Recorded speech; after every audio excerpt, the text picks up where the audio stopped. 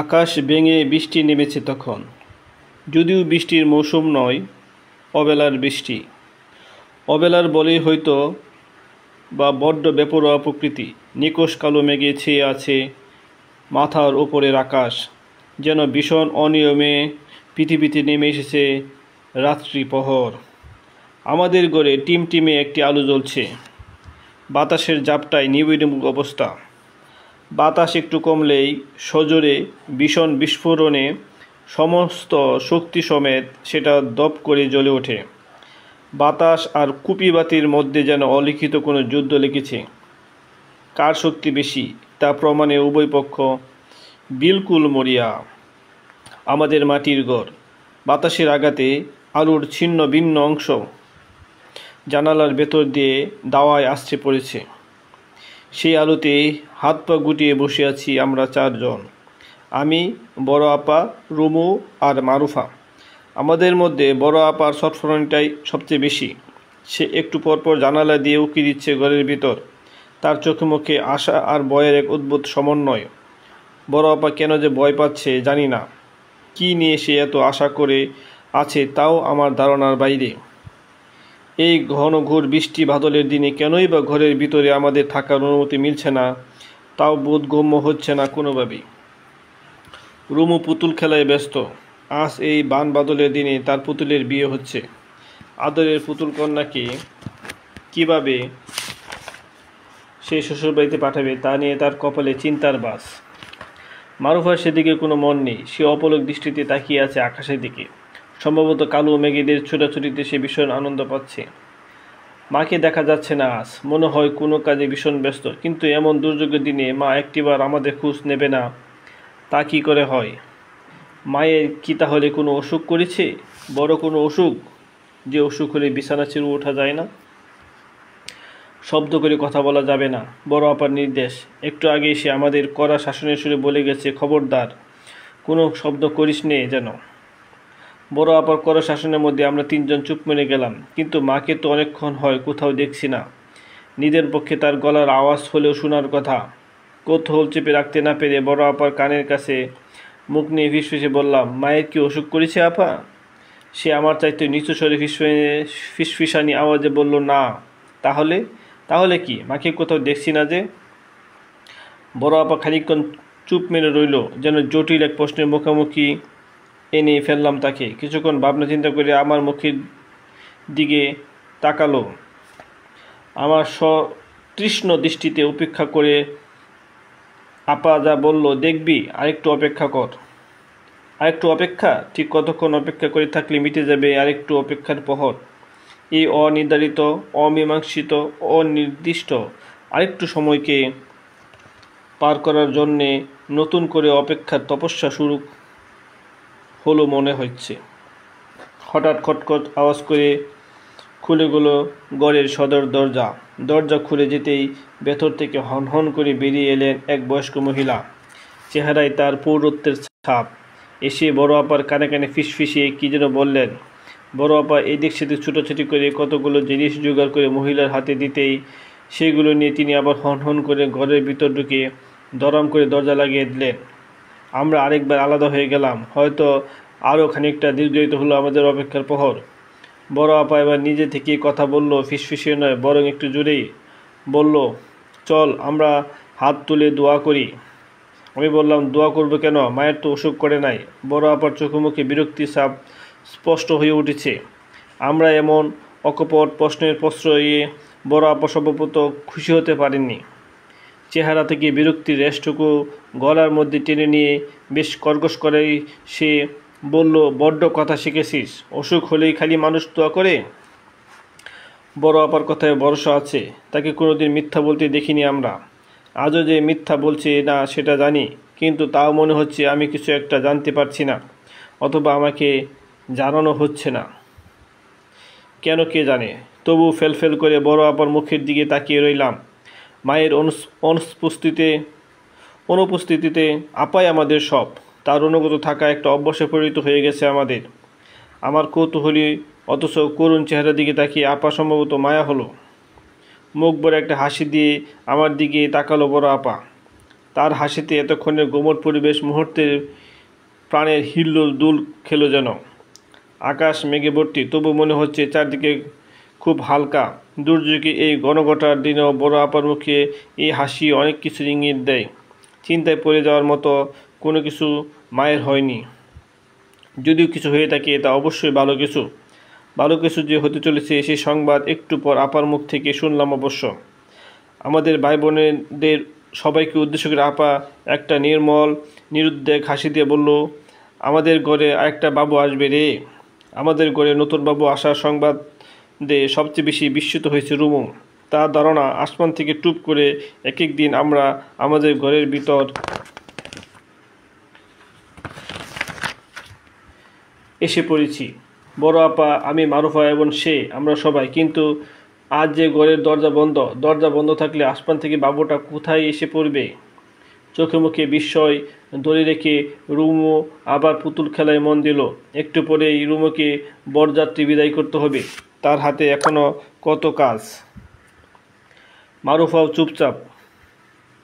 বড় আপার কথায় তার মধ্যে কোনো ভাবাবেগ দেখা গেল না। বাইরে এখনো অজুরধারার বৃষ্টি, কিন্তু সেই বৃষ্টির শব্দকে ছাপিয়ে একটা নতুন কান্নার আওয়াজ বাতাসের কাঁধে বর করে ভেসে এলো আমাদের কানে। বুঝতে দেরি হলো না যে নবজাতকের কান্না। সেই শব্দে আমি প্রায় আটকে উঠেছি বলা চলে। চোখ ভরা বিস্ময় নিয়ে কান্নার উপস্থলের দিকে তাকিয়ে আছে রুমু। ঘরের দরজা বন্ধ থাকা সত্ত্বেও আসমান থেকে কোন দিকে বাবুটা গড়ে এসে পড়েছে তা সে বুঝে উঠতে পারছে না। আর সম্ভবত রিমুর বিস্মিত হবার দিন। মারুফাও গাবড়ে গিয়েছে বলে মনে হচ্ছে। কোনো সারা শব্দ ছাড়াই সে চোখের পলক না ফেলে কান্নার আগমন ও স্থলের দিকে তাকিয়ে আছে। বয়স্ক মহিলাটা দরজা খুলে দাওয়া এসে দাঁড়ালো। বড় আপাকে লক্ষ্য করে বলল, মিনু, তোর বোন হয়েছে। আমাদের আরেকটা বোন হয়েছে। রুমু আর মারুফার আরও একজন খেলার সাথীর আবির্ভাব করেছে দুনিয়ায়। কিন্তু বড় আপার দিকে তাকাতেই তাকে বেশ বিমর্ষ দেখালো। তার বিপন্ন মুখবয়বের কোথাও যেন কোনো অনিশ্চিত বিপদের সংকেত। অবস্থার দৃষ্টি মনে হলো খুব অপ্রত্যাশিত কোনো ব্যাপার ঘটে গেছে, যার জন্য আমাদের কোনো প্রস্তুতি ছিল না। বৃষ্টির থামাথামির কোনো নামগন্ধ নেই। এরই মধ্যে কাজের পাওনা হিসেবে বয়স্ক যাত্রী মহিলা কিছু চাল নিয়ে বৃষ্টির মধ্যে মাথার উপর অর্ধ ছেঁড়া একটি ছাতা চাপিয়ে বেরিয়ে পড়ল। আমাদের নতুন অতিথি এসেছে অনেকক্ষণ হয়ে গেল। মা পাটিতে শুয়ে আছে, তার পাশে আগত নতুন মেহমান। রুমু পুতুল বুকে জড়িয়ে ঘুমিয়ে পড়েছে। মারুফাও আরেকটু দূরে বিছানা চাটাইতে হাত পা গুটিয়ে বেশ আরাম করে ঘুমোচ্ছে।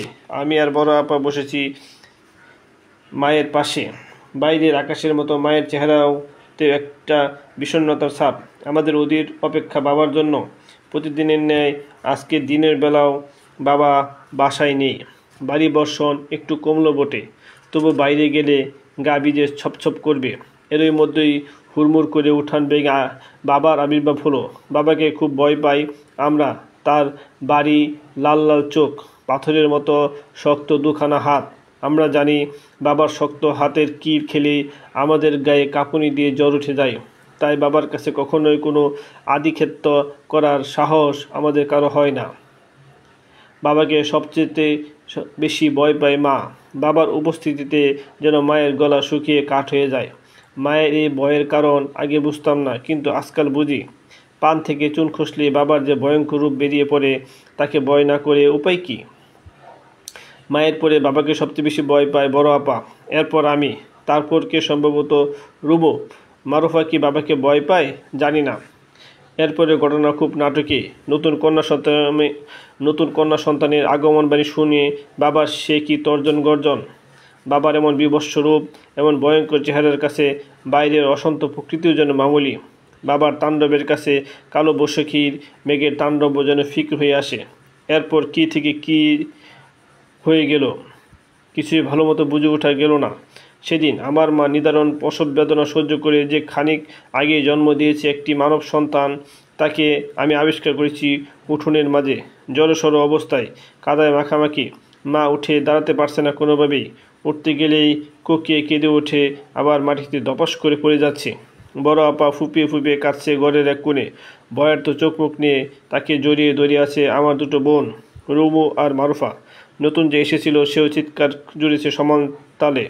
ঘরের বাইরের এই সীমাহীন সংকটের সামনে আমি ভীমুর হয়ে দাঁড়িয়ে রইলাম। আবারও ভারী বর্ষণ শুরু হয়েছে। সেই বর্ষণের মাঝে কোনো মতো উঠে দাঁড়িয়েছে আমার মা। মা কি কাঁদছে? অজুর বৃষ্টিতে তা বোঝা মুশকিল।